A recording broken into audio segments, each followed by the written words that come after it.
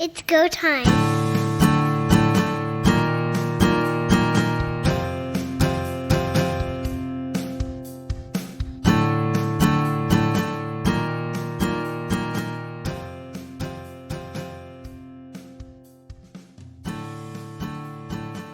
It was a crazy weekend in the Canadian Football League, probably the best one we've had in weeks, where every game seemed to come down to the last minute, and each one had its story to tell. Welcome everyone to Third Down Gamble. Don Charbon along with Heath Graham. So much to talk about in terms of the games. We'll maybe just pick a couple of highlights of things that had happened, sort of as talking, teaching points, and then we'll go from there. The game between Saskatchewan and Edmonton. Great football game. Again, Edmonton starts slow, and then they get back into it. 51 seconds to go. The Rioters are down by 9. They are first down at about the 36-yard line. We had seen earlier in the season where Chris Jones, in a similar situation, had decided to go for a field goal, being down by 2 scores, knowing that in the offing is going to be a short kick, so you've got to make it anyway, regardless of what you score first. Saskatchewan, in this case, decides to continue down the field and try to get the touchdown, chewing up time. Your thoughts on not going for the field goal when the opportunity availed, knowing that a kickoff ensued? Hindsight is always 20/20. There's no right call or wrong call in these situations. You have to really go with your gut and what you're feeling. You either do what Chris Jones did earlier with the Elks in the season, where you kick the field goal, get the sure points, and then you're trying to get the ball back. You know you need to score a touchdown. You can air it out and hope for an interference penalty, something along those lines, to get an extra play, get it in the end zone. Or you feel the necessity to get that touchdown first, and then you only need a field goal on that second possession. So your yards that you need to gain are significantly less. Personally, I like taking the points when you have that opportunity first. You need 2 scores, get that first score. You have a first down at the 35-yard line, take one crack at it. If you're not successful, kick the field goal. It won't have run a lot of time off the clock with an incomplete pass. Then you're playing to get the ball back and go deep. Trying to go second down, third down in those situations, you tend to eat up a little bit more time, leaving yourself with more of a challenge later on. Which is exactly my point. The Rough Riders, with 51 seconds to go, okay, so they try that play. They toss the ball out to Jamal Morrow. He doesn't hang on to it. The clock stops. You could have then, on second down, kicked the field goal. The rule in the CFL is in the last 3 minutes after a field goal, you have to kick off. There's no ands, ifs, or buts. It used to be that the team scored upon could take the ball at their own 35, but they did away with that for this very purpose, that you have an opportunity to win. If you get a short kick, we're going to keep that option available to you. However, Saskatchewan chose not to think about that. And what was very interesting is in the post-game press conference, nobody even asked Craig Dickinson, why didn't you? It's a viable option. Down 9, you have to get a short kick somewhere. It has to happen. So why not get the 3, put yourself down by 6? Yes, it's the harder of the 2 to get is the touchdown. Why not do it that way and put all your eggs into that basket, knowing that at least you've got 3 out of the way, you only need the 1 score? I agree. I would generally trend that way as well. Again, had it worked out in the Riders' favor, had they scored a touchdown and then get the ball back, then it's a field goal opportunity to tie. You look like a hero or you look like a goat in these scenarios. How you play it versus the end result sometimes is a funny balancing act. You always look like the genius when it works out in your favor. Taking the sure points, and we've seen other situations, not just in this game in particular. Sometimes the better play is to take the sure points, get yourself within that 1 score if that's what you need to do. The Riders had their chances in this game. If we look at all 4 games this weekend, every team had an opportunity to dictate the outcome of the game in the final 3 minutes. It was, as you alluded to, an exciting weekend of football. it was everything that you wanted, and there was great plays to get teams in positions to win. There was big errors that cost teams a loss. This one, the biggest play that affected the outcome was probably the safety given up that turned it into a 2-score game as well. If we wanted to really break it down, we can look at that as what was the big turning point. I give credit to the booth in this one, and I give credit to the CFL and its rules committee for this. Anytime it's apprehended that there may have been a score, the booth can get involved without any of the coaches making a challenge to say there was a score on this play. I love that. Now, Chris Jones was more than ready to challenge the play because he felt that they had made the safety touch on the play and that Jake Dolegala had not got in front of that goal line, which he only missed by mere centimeters.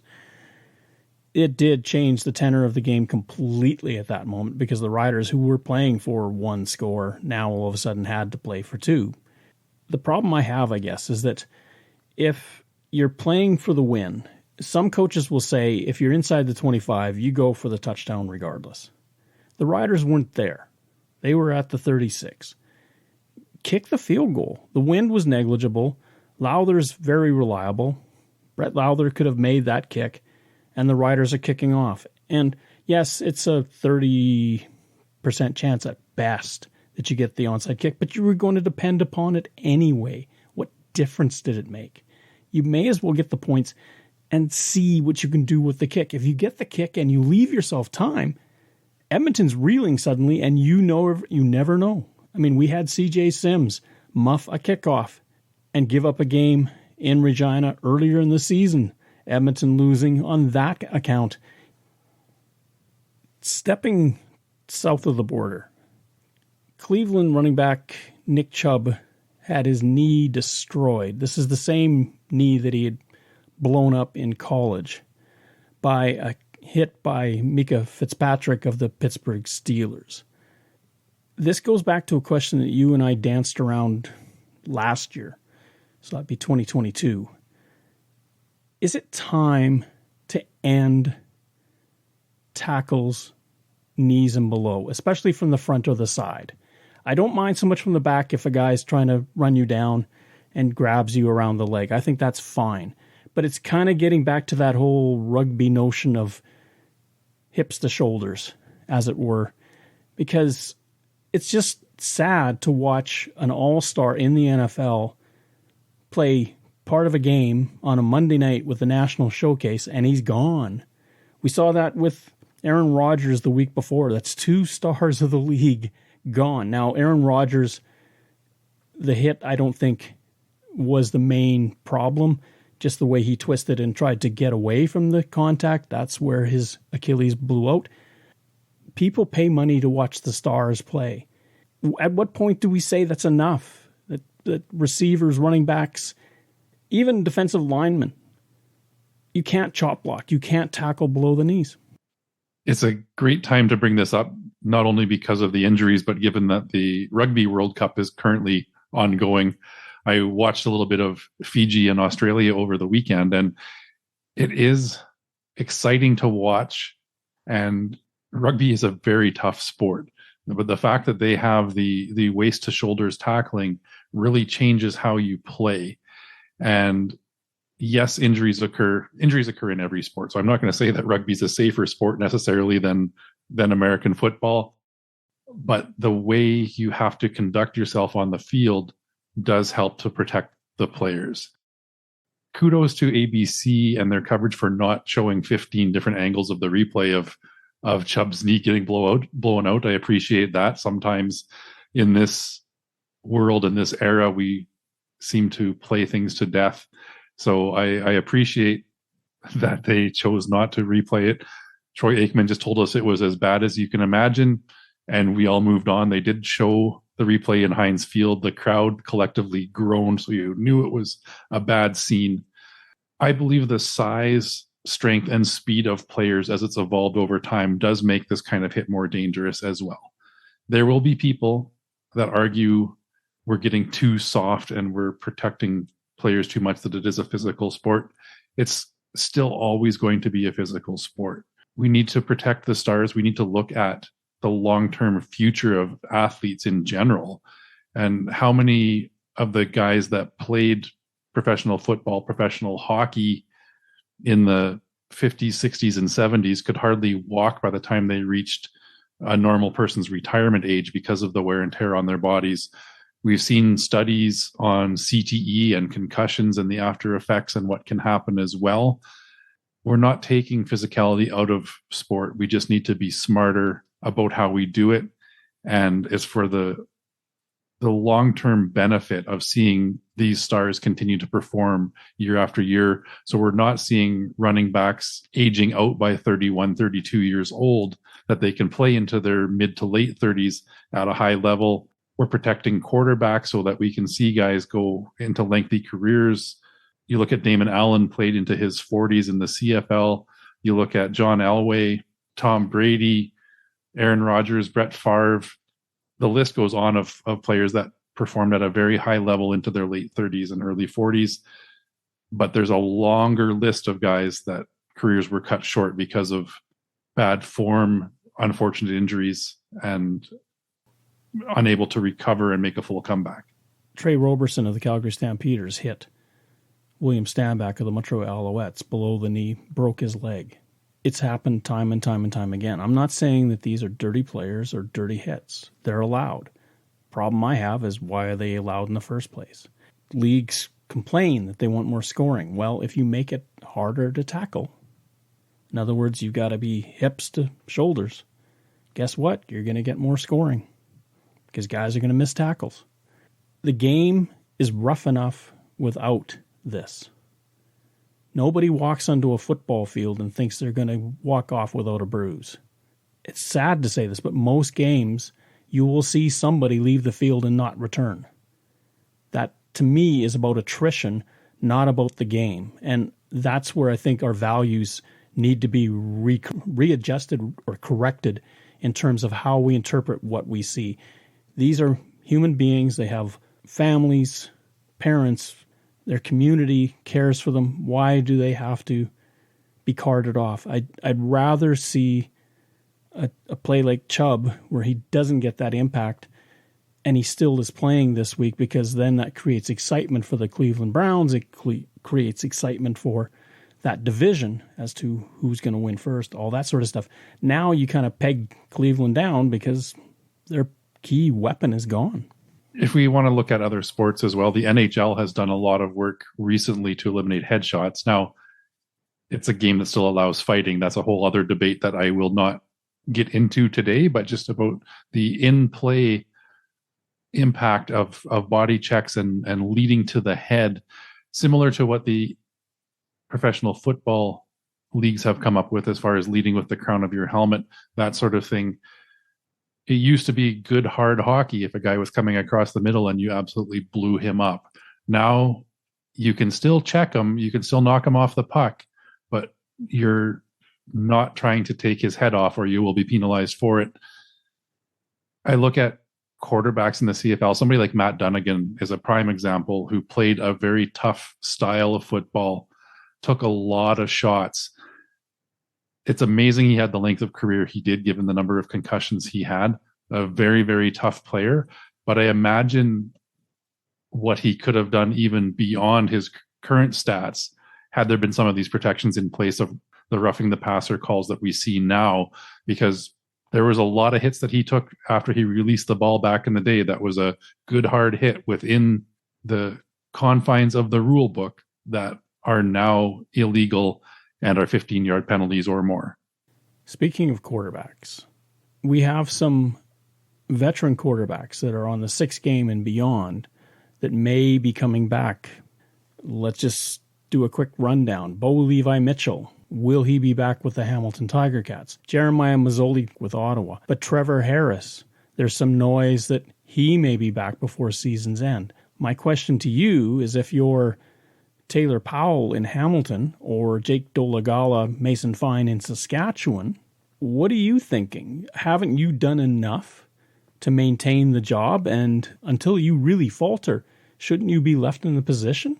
Taylor Powell showed this week that he's capable of beating the top tier teams in the league. He had a phenomenal game against Winnipeg. If I'm the Hamilton Tiger Cats, I'm probably leaning towards Taylor Powell, partially because of his on-field performance and partially because Bo Levi Mitchell has now been injured twice. He spent 12 weeks on the injured reserve minimum. A great weapon to have in your back pocket in a playoff game should you need him, but I don't know if it's necessary to trot him out right now, even if he's deemed healthy enough to play. I don't feel that he's going to be 100% healthy to get back on the field this season, given what he's gone through with his myriad of leg injuries. He would probably get cleared to play before the end of the season. You run him back out, you run the risk of losing him again. I would be tempted to keep him in limited game action before the playoffs. The Rough Riders are another interesting one. Jake Dolegala has matured leaps and bounds over the last month. He's shown that he is capable of running that Rough Riders offense.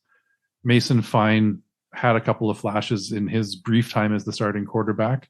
Right now, if I'm the Riders, I'm probably putting Dolegala at 1, Trevor Harris at 2, and Mason Fine at 3. Again, it's a broken leg that Trevor Harris is recovering from as well. He is going to be limited no matter how much he thinks and the team thinks he's fully healed. There's going to be some mobility issues there as well. So if Dolegala continues to successfully lead this team and give them opportunities to win, I don't know that you go away from him. And this is kind of what I'm pointing to. What does it do for team chemistry? What does it do for direction? Both Harris and Mitchell are coming to the end of their careers. You've got Dolegala, Powell, Dustin Crum, say, in Ottawa, beginning their careers. They could be the guys that run your show for 10 years. You're never going to get that out of Harris. You're never going to get that out of Mitchell, nor Mazzoli if he does come back. Could you blame Dustin Crum for what happened to Ottawa and their overall record? Partly, but then you could say the same about Mazzoli. When he was out there, they were still not winning. Bo Levi Mitchell, yes, he did beat the Red Blacks, but he also threw 5 picks doing it. I think if you get to a point where you've gone with somebody that's young and they've now played the preponderance of games in a season, as you drive towards the playoffs, you may as well put them in there. You can't, if you're Saskatchewan, worry about your job if you're Jeremy O'Day, because you're the one that brought them in the first place. If they don't work out, it's still going to reflect on you. If it does work out, it reflects on you. So there's your bed that you've made. And I think in Ottawa, I think there's a lot more grace. In Hamilton, we'll see how this plays out. If the Ticats keep knocking off the top teams, and they've done it to BC, and of course Winnipeg, maybe everybody's good with what's happening, and Taylor Powell just continues. Another angle to consider here too is it's not like any of these veteran quarterbacks have been long tenured with their current teams. Jeremiah Mazzoli's in his second season with the Ottawa Red Blacks, but how many games has he actually played? It's a handful. Bo Levi Mitchell and Trevor Harris are both in their first seasons with their respective clubs, Calgary and Saskatchewan. It's not like there's this nostalgia or this need to send your star quarterback off with the correct send-off. Had Bo Levi Mitchell still been in Calgary and the history he's had there, it's one thing. But yes, there's a lot of money spent to bring him to Hamilton. He's played in 2 games. It's not like he's the franchise player that has led you to glory. How much does he have left in the tank? How much do any of these injured quarterbacks have left if they do make it back onto the field? We can talk about their ages and the myriad of injuries that they've had. If you're seeing any kind of success with the next wave, and we've talked about for the last couple of seasons, where is the next wave of quarterbacks? Who is the next star in this league? Well, we're seeing some guys with the opportunity now that have looked pretty darn good. And before we get away from first down, news out of the United States that the XFL and the USFL are deep into merger talks. Surprise to you? I wouldn't say a surprise based on the lack of success of the previous seasons. Spring League football in the US has always struggled to find its way. Having two competing leagues vying for those eyeballs and for those players and for those TV deals, etc., was oversaturating the market. So this is probably the best opportunity that they have to continue the spring football experiment. Otherwise, it was going to be the matter of one league trying to run the other one into the ground, and that didn't really set up to benefit anybody. And this will be the second time that the XFL has tried to find a dance partner to join them in the spring. In 2020, famously, they were part of talking with the CFL, which amounted to nothing. Doesn't mean that it won't happen this time with the USFL.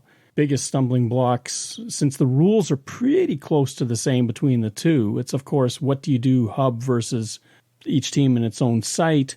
What happens to the television deals, because one network has one network has the other. And then the third thing is disparate starting dates. XFL starts, USFL 6 weeks later starts. There's no overlap other than maybe the last few weeks of the season. So now they've got to figure out where they're going to sit in the spring. That one probably isn't so big, but the television contracts, I think, are going to be a massive negotiation because each one has long-term deals with the networks, Fox and ABC Disney. Yeah, that'll be interesting to watch as things progress. And how many teams we've got already conflicting markets between the two. Do those just fold into one team in New York, one team in Chicago? Do they go 8 teams, 10, 12? That remains to be seen. I have been a strong voice against the hub city for these types of leagues. It would be my hope, if they do continue, that they look at playing games in every franchise city. St. Louis has been the most well-attended out of any city in either of these leagues. So I expect to see a strong presence there. And then the major markets. An 8 to 10, possibly 12 team league is probably about the size that you're going to want to go. And anything beyond that, and they're stretching their resources way too thin to be successful. Now let's consider the fan bases. Each were very, very vocal, loyal to their respective league.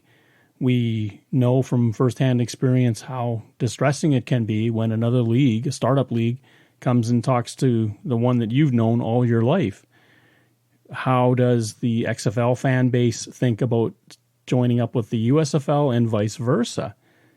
Each one of those you have to consider, even though they're probably not first and foremost in the boardroom. That's your constituency that's keeping you afloat regardless of television. Well, as a lifelong fan of the Tampa Bay Vipers, I would just like to say that building that fan loyalty with a league that's been around for 2 seasons isn't as big of an issue as it would be with a league with the history of the CFL, where the league itself has been around for 70 years roughly, and Canadian football as a whole much longer than that. So I don't see that being as big of an issue. Sure, there are people that are opinionated one way or the other, whether they like the XFL and the personalities that bring you that, or they like the USFL. They should be able to work this out. I don't foresee that much animosity. As I said, there's not a lengthy history of either. You could argue that they both have provenance going back a number of years because they are relaunched defunct leagues, but they didn't really come in with that fanfare and that history from what they had in previous iterations. And you get to what I was speaking to. The USFL, of course, in the 1980s was a spring league that made it for a few years. The XFL tried in around 2000, 2001. They tried again. And iteration 3 seemed to catch because they made it through a full season. And immediately after that season are talking to the rival league about maybe merging. This is fascinating to me. I imagine the CFL is probably happier that they merge and just consolidate everything so that the CFL knows where player movement is going to be. Beyond that, I don't know that the CFL really cares if there's what kind of deal it takes. You have to look at it from the personnel perspective as well. If you're now dealing with only one league trying to recruit talent and potentially lure players away. Granted, we didn't see a lot of players moving south of the border. McLeod Bethel Thompson and Darnell Sankey were the two big names, if you will. One has since recently returned to the CFL. The other one, there was a lot of family dynamics involved in Bethel Thompson going south of the border. It's not necessarily those top tier stars, but it's where you're getting those next guys coming, and reducing the size of that spring competition is going to help those CFL scouts and general managers recruit more players and a higher level of talent. If they do shrink, you know that there's going to be a lot of players coming available. Second down. As we tipped to it in the opening, the CFL had 4 crazy games over this past weekend. Let's start with Toronto and Montreal. A last play field goal is blocked, and the Alouettes lose to the Argonauts. A familiar theme with Toronto. That's the second time now within a year they've blocked a field goal at the end of a game to win. It was one of the big things that jumped out to me was the fact that they even got back into a field goal position to win. It was a matter of Toronto not dominating this game by any means. Montreal came and gave them an effort all throughout the game. A blocked field goal. We know famously there was 2 in the final couple of minutes of the Grey Cup game last year. Toronto finds a way to win and have proven now with their record and the 2 teams at the top of the West falling back a little bit. Toronto is the runaway favorite at this point for a repeat of the Grey Cup. Toronto, if I can put it this way, seemed like they were playing with house money. Think back to a moment in the game, I believe early in the fourth quarter, where they're actually third down inside their own 20, and they decide to go for it. In fact, they were inside their own 10, and they decide to go for it. And they get pulled out of the fire with a pass interference call. But what team does that except a team that wants to try different things?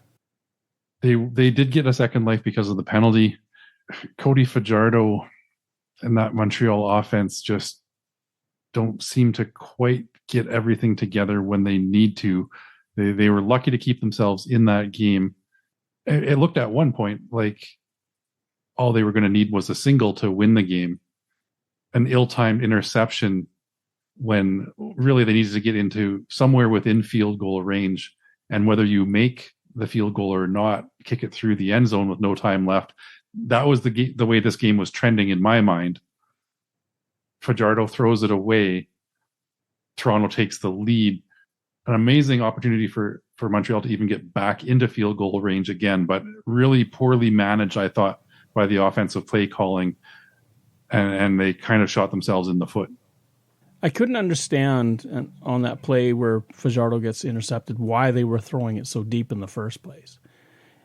That type of play takes more time to set up. Therefore, the quarterback is standing in there much longer. It gives more time for the defensive ends to get into him, and he was hit as he threw the ball. It wobbled, and the Argos pick it off. It almost seemed like Toronto could put the game away at that moment, but to Montreal's credit, they came back and tried to make a big finish. Almost worked. If you're Toronto, you'd better take a little bit of heed from this, that nobody's going to take you lightly. You better be prepared from here on out. Chad Kelly, 21 of 35, 275 and a touchdown pass. Fajardo was 30 of 39 for 274, a pick to which we alluded, and a touchdown pass himself. 30 completions for 274. You're averaging 9 yards a pass completion. That's not going to put a lot of fear into a lot of defenses. No, again, we look at these numbers. We like to see over 10 yards for a completion. 12, 13 yards is a decent day. This showed an inability to push the ball deep again, and it's something that Fajardo has struggled a bit with in Montreal this year. He had some success in previous seasons in Saskatchewan, but that receiving core was maybe a little bit deeper. He's got Austin Mack in Montreal, who's a great target, but maybe lacking a little bit of help in those deep routes. And you have to give it to Toronto. Their defense, when they need to step up, they do. And this one wasn't a matter of Chad Kelly dominating the game. It was an all hands on deck. And really, I felt that the defense was the difference maker. We moved later Friday night to the Rough Riders hosting the Edmonton Elks. Third game of the 3 games that they're going to be playing against each other. Of course, Edmonton needing the win to be considered in the conversation for the playoffs, and they do come up with it 36-27 in what was a hard-fought back-and-forth game that came down to the last couple of minutes again. 16 points by the Elks in the fourth quarter to 0 for Saskatchewan was the difference maker. It's not that Saskatchewan was without its chances. Edmonton continues to gain momentum throughout these games, and Trey Ford now 3-1 since he took over as the starter. He's got this team moving the right direction and continues to excite with his playmaking ability as well. We talked about the next wave of quarterbacks when we were talking about Taylor Powell and Jake Dolegala, Dustin Crum. Let's not forget about Trey Ford. He is a star and is going to be well talked about and well marketed as the face of this league for years to come. Trey Ford, when he scored that touchdown in the fourth quarter, it looked like the seas did part. He went up the middle, and unlike Calgary, where they had a spy on him all night with Cameron Judge, Saskatchewan didn't follow suit. So when the middle linebacker vacated, Ford took off and went for the score. The other big scrambling touchdown that he made was to Eugene Lewis. Ford buys time, rolls to his right, then pulls up and sees Lewis standing at the goal line by himself. I'm not sure what Nick Marshall was thinking at the time. Lewis caught the ball and walked into the end zone. Nick Marshall's been a bit of an enigma this season as well, and he seemed to have given up on that play completely. We saw the Banjo Bowl game against Winnipeg. He seemed to be disinterested at times as well. So a dynamic player and a ball hawk when he puts his mind to it, but something definitely seems off. If we go back to the Elks offense a little bit here as well, Trey Ford, 13 out of 20 for 173 yards. So he's generally not putting up massive passing yards. That's one of the intangibles. He also, once again, ran for 70, 8.8 yard average running the ball, and Kevin Brown, 19 carries for 175 yards. So a 9.2 average for Kevin Brown as well. So that offense is really rounding into shape, and a double threat of a strong receiving core, a capable passing quarterback, and then that running attack of Brown and Ford is tough to defend. 265 yards of rushing by the Elks on the night. You compare that to the Rough Riders, who at the beginning of the season said they were going to be a much more run-oriented offense. They could only muster 61 yards going the other way rushing. Jake Dolegala, 20 of 34 for 213, 3 touchdowns and a pick. The other part of this game, I guess, that we can talk about is both sides on at least for Edmonton, it was a third down gamble deep in Saskatchewan's area to throw a touchdown pass. AC Leonard coming off the edge. I love the trick plays and the little wrinkles that we see in the CFL. AC Leonard did start his professional career as a receiver, turned to the defense by Chris Jones, who seems to like to take offensively skilled players to make them into defensive stars. And he found another one here, but went back to the roots and got AC Leonard the touchdown. Not only was that trick play well called, Saskatchewan's defense has now given up well over 200 rushing yards per game in the last 2. What needs to change on their defense to really start to bring that number down to a more reasonable stat? Well, let's give Saskatchewan's offense a little bit of credit, too, just before we get away from it. On a 2nd and 1, they bring in Antonio Pipkin. He tosses the ball, finds Jamal Morrow. Had Pipkin actually thrown the ball to where Morrow could run to get it as opposed to stop to get it, they probably would have scored a touchdown on that play themselves. The defense for Saskatchewan, they have really fallen on hard times. Where they were sort of the linchpin at the beginning of the season, keeping the team in the game. Now they're part of the reason as to why they're not anymore winning. The offense is putting up, let's throw away the game in Winnipeg, on average about 30 points a game. That should win you football games, and yet they are not doing so. We move to the Hall of Fame game, where the Winnipeg Blue Bombers are in Hamilton to take on the Tiger Cats. The Bombers, who have struggled mightily in Hamilton outside of the Grey Cup, lose again.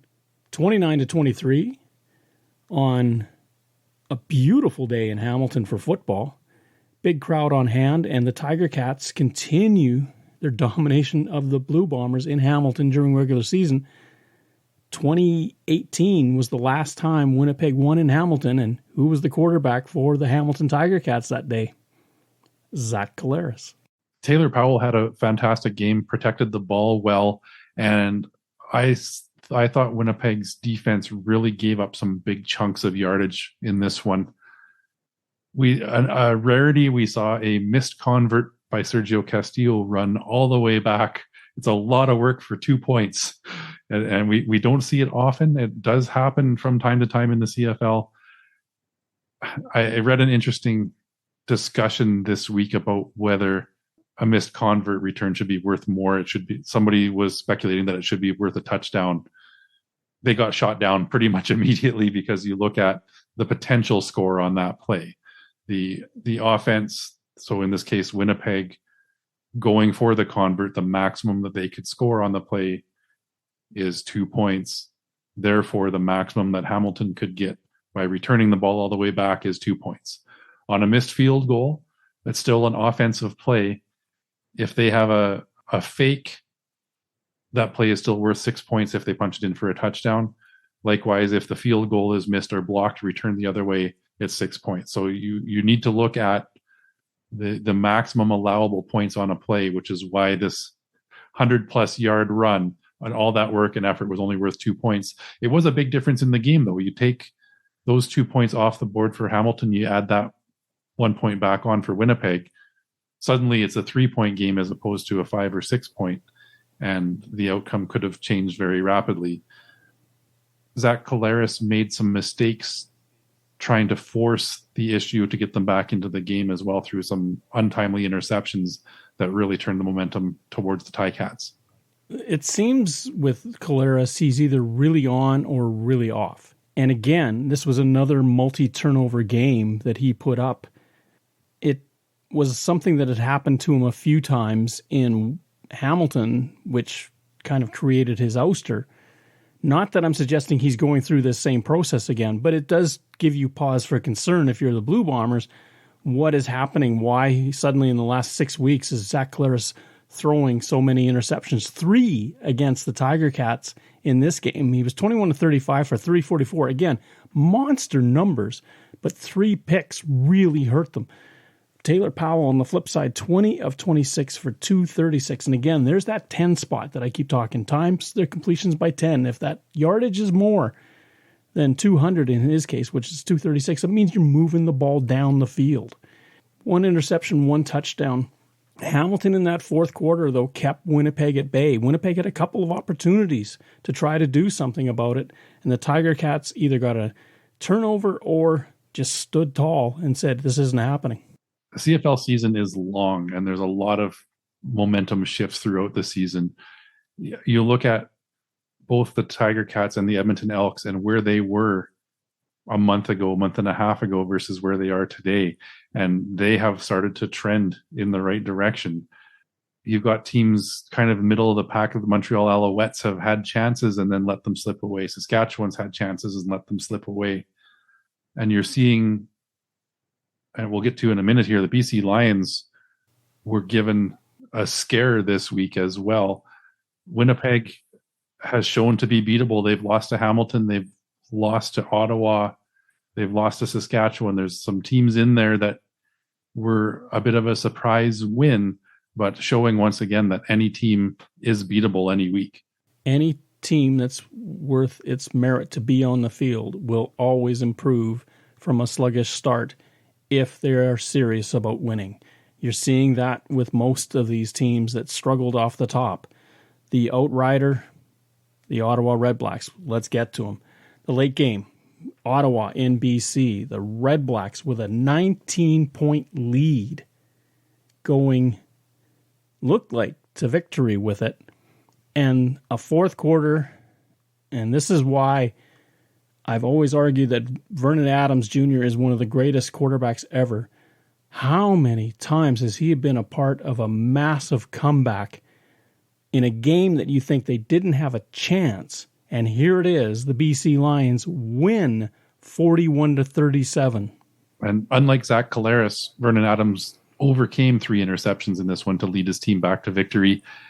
This reminded me a lot of Ottawa's comeback win against Winnipeg, where it looked like the team had the game in hand. Suddenly, Ottawa failed to successfully move the ball and run off any time. And BC, with that offense, with Vernon Adams and that receiving core, they don't need a lot of time to get points back on the board. We saw Terry Williams with a huge missed field goal return for a touchdown that gave them that momentum. They get the ball back, and Vernon Adams finds Lucky Whitehead in the corner of the end zone for the go-ahead points, which will prove to be the winner. Unfortunately for Ottawa, just announced today, kicker Lewis Ward is out for the remainder of the season with a torn pectoral muscle. I believe he got injured trying to make the tackle on Williams in that missed field goal. So that play proved devastating on so many levels for the Ottawa Redblacks, but they still had the lead. And to their credit, in the final minute, they go for it all and try to throw a deep pass to put the game out of reach. Dustin Crum throws the ball deep downfield, and it just goes out of the fingertips of Justin Hardy. Clock stops. Ottawa has to punt the ball away, and the Lions march down the field and actually, with a chance to tie the game, decide to go for it. Penalties huge in this final drive against Ottawa. This was the kind of weekend of football that makes the CFL such a spectacle to watch. It was back and forth in so many games. The storyline changes throughout, and to have all 4 games come down to these final minutes with so much opportunity. I love the way the clock operates in the final 3 minutes of a game as well, giving teams that are behind an opportunity to get more plays in to create offense and go for the win. Nothing's more frustrating than watching a team run out a minute and a half, 2 minutes of clock by taking a knee when you've got the longer play clock or the running clock, as it were, in the NFL. This is why the CFL's clock management is so much more engaging than the NFL. At least in the last 3 minutes, it's far more engaging. I will argue the other way when it comes to the previous 12 or 27 in the half, because they could do a lot to fix that 20-second clock. Dustin Crum, 19 of 30 for 233. He had 1 interception. Vernon Adams Jr., as you mentioned, 3 interceptions on 26 completions of 37 attempts. 3 interceptions, but 3 touchdown passes.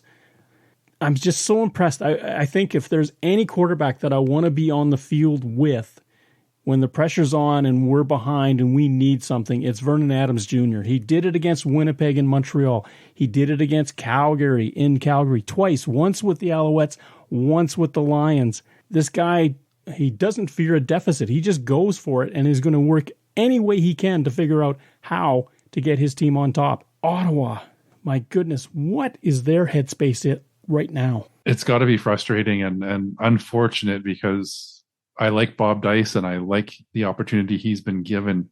Over the last 3 seasons combined, they have less wins than the Argonauts have this season already. Something is off in Ottawa. I come into the season the last couple of years with a lot of optimism for the Red Blacks, and I think they're going to be better than they are. I just don't know what it's going to take to get them over the hump. Unfortunate injuries to Jeremiah Mazzoli have been a huge hit and a huge setback. Devontae Dedman injured, now Lewis Ward injured. There's a lot of pieces there that are just unfortunately not able to come to play. I think their biggest problem is on offense, and I don't know what else they need to do to change it right now, but they need to look this offseason to maybe make some big changes to that lineup. Bob Dice, in a post-game interview, standing outside the locker room, was asked, What is the message that you give to your team after a loss like this? He rolled his eyes and almost out of anger was going to say something, and then he calmed down and said, look, it doesn't matter how we lose. It's just that we lose is the problem. He pointed to the locker room and he said, it's not their fault that we lost. It's ours, the coaches. We let them down. They did everything possible. Anecdotally, there were Ottawa Red Blacks crying in the locker room over that loss. You tell me it doesn't matter. Yeah, the effort is there, but something is still amiss, and what it's going to take to turn things around. You know, we look at, again, I mentioned the Edmonton Elks and where they were a month ago compared to where they are today. They need to figure out how to win. There was some optimism there when they got their first win of the season, and then they got their big comeback win against Winnipeg. Things were looking like they were on track. That now appears to have been the anomaly, versus Edmonton was struggling to start the year and find their identity. They got into some close games that they didn't quite pull out the win. The change at quarterback was a bit of a spark, and now they're finding ways to win the games that 2 months ago they were finding ways to lose. Ottawa is in that mode right now where they're finding ways to lose these games. It's going to take something to change it, and once it does, they can start to roll off some wins here again. But right now, this is the broken team that I'm seeing in the CFL. I'm going to put something out there that you used last week.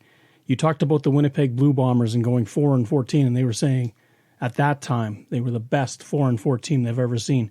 Ottawa, I think, is tripping into that territory where they're probably the best 3-win team that we've seen in this league for a long time.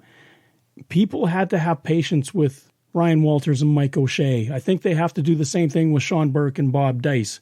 2023 isn't going to be the year, but you keep this unit together, you make a couple of changes that you need, and maybe 2024 we're singing a different tune about the Ottawa Red Blacks. I agree with that statement for sure. It's a matter of finding the right fits, and Paul LaPolice was not the right fit in Ottawa as a head coach. I can go through and list off those head coaches in Winnipeg prior to Mike O'Shea that were not the right fit for the Winnipeg Blue Bombers as well. Once you have those front office people and those coaches that you believe are going to right the ship, then it's the buy-in. It's those little changes here and there. You get a couple of veteran free agents that can help inspire, and you start to chip away. They might not be a 12-6 team next year, but if they get to 7-11, 8-10, that's positive momentum. It's going to get them into the playoff race in the East. You start to believe the next year you start to get to that 10-win plateau, anything can happen. Third down. 4 games in the CFL this weekend. Keep saying that, but you'll be surprised. There's going to be a 3-game weekend coming up.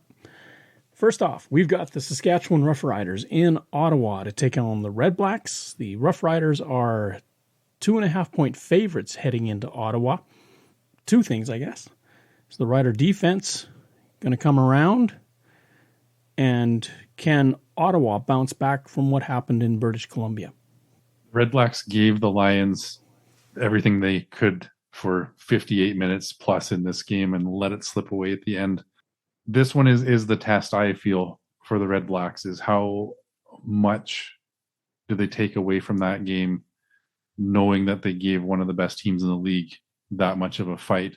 They are back at home. That Red Blacks fan base is solid. I expect a close game in this one. The Rough Riders, I like what I've seen from Jake Dolegala leading that offense. I've got to give a slight edge to the home team in this one, so I'm going to take the Red Blacks at home. Ottawa at home has only won twice. Saskatchewan is a team that struggles on the road. The East has won more games against the West still than the West has won against the East.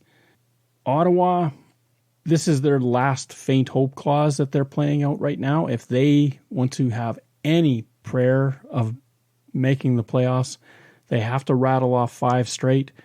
They have to start here. The Rough Riders still have some grace, but it's starting to slip away. Calgary plays this weekend If the Stampeders win and get within a game, then that game in Calgary means everything. There was a question asked of Craig Dickinson, is this starting to feel like 2022? And he denied it. He said the people in that locker room are far different. But they are starting to fall back into old habits, and losing after September was one of them. I'm going to go with the Red Blacks at home. I think they're overdue. Dustin Crum showed enough in BC to be named Offensive Player of the Week.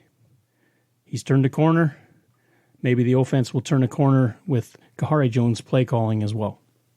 The second game, the BC Lions, who have absolutely dominated the Edmonton Elks the last 2 seasons, are 7.5-point favorites as they meet them later on Friday night. It's a different team that they're facing, especially with Trey Ford running the show on the other side. This game could be the most fascinating in terms of fireworks. I guess one way to look at this is the team in the BC Lions that have shut out the Edmonton Elks twice this season are only favored by 7.5 points, which means if their defense keeps up, they only need a touchdown and a single to cover the spread. I don't anticipate a third straight shutout for the Lions over the Elks. Trey Ford is the difference maker in this one. I still expect a Lions win, but I believe that Edmonton will keep it closer. We saw the game last week. BC struggled a little bit with the Red Blacks and didn't pull out the win till the end. I think this one's going to be close as well. BC to win, Edmonton beats the spread. BC has a game in hand over Winnipeg. This is the game that they can make up against them. But they don't need it because they know they've got Winnipeg coming to town anyway, and whoever wins that game will likely win first place. Edmonton, in the dogfight that they are to stay in the playoff race, has to win. I'm going to go against the spread. Edmonton has played stronger at home, and Trey Ford is somebody that BC has never faced. All those other wins were over Taylor Cornelius and Jarrett Daggy. This is a Trey Ford run team that is going to press that defensive line. I like the Elks in this one. We move to Saturday afternoon, and Montreal treks to the Rocky Mountains to play the Calgary Stampeders. The Stampeders, who have struggled at home as well, are underdogs in this game. 2.5 points to the Alouettes, who have lost 4 straight. How do you figure that? I don't figure that. I'm going to give the edge to the Calgary Stampeders at home in this one. From what I've seen lately of the Montreal Alouettes, they are struggling to find their identity. If you can call it an upset for Calgary to win at home, I'm calling it an upset. I'm taking the Stampeders. We tend to forget that Jake Mayer, we tend to think of him as some sort of veteran in this alignment of quarterbacks, but he's barely ahead of Jake Dolegala, Dustin Crum, Taylor Powell. He just hasn't had all that much time.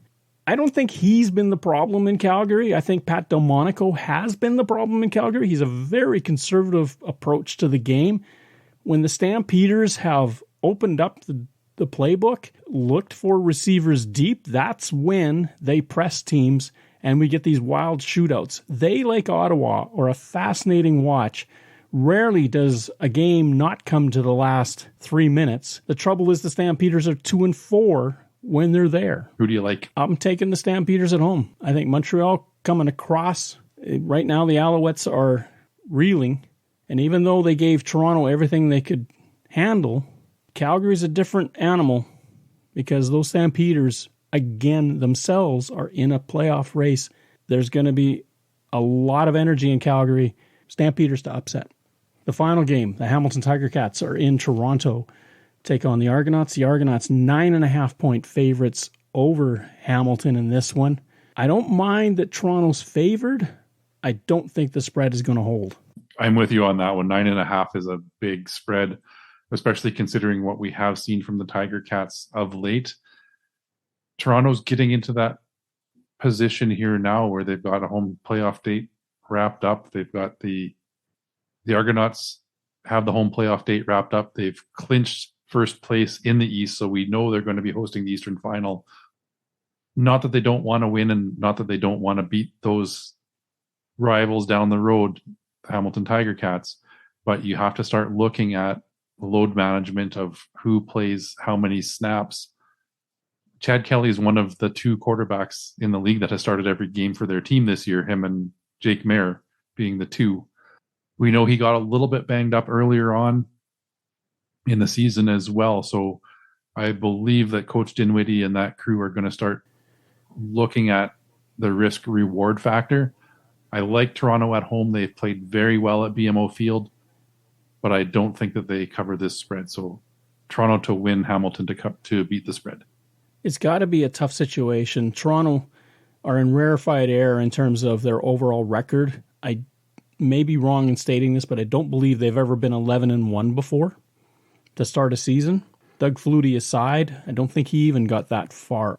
With Toronto having 6 games left and making it to the East Final, this is where Ryan Dinwiddie's going to make his money. How do you keep this team motivated? What are you going to use to keep these teams his team competitive against all comers? Because you don't want to lose your edge. With a month and a half to go in the season, Toronto, that's a long way to wait before a next really meaningful game. I guess you could argue maybe the game in Winnipeg might fall into that category, but the Argonauts could lose out and it ain't going to matter. Yeah, these next 2 weeks, I think, are the 2 remaining games that have the biggest motivation for the Argonauts. They always want to beat the Tiger Cats. They get that Grey Cup rematch against the Winnipeg Blue Bombers. That one is going to have a lot on the line of either team showing where they feel that they stand in this league. Beyond that, I agree with you. They're not going to have much left to play for. So I think it's full effort against Hamilton, possibly full effort against Winnipeg. And then you start looking at getting people healthy and peaking at the right time. With all that being said, Hamilton to beat the spread. Argonauts may still win, but Hamilton, we've seen, will not let you go gently into the night.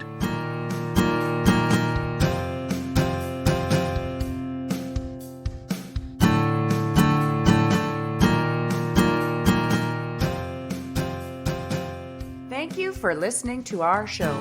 Third Down Gamble is hosted on Podbean and can be found on Apple Podcasts, Google Podcasts, and Spotify.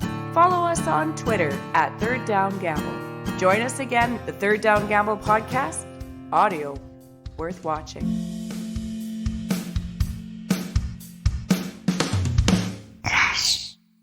Third Down Gamble uses the expert resources provided by Canadian Football League player and game statistics for analytics, game notes, and statistics, and 3downnation.com for news, insight, and in-depth analysis. Please visit cfl.ca and 3downnation.com for the most up-to-date information on the Canadian Football League.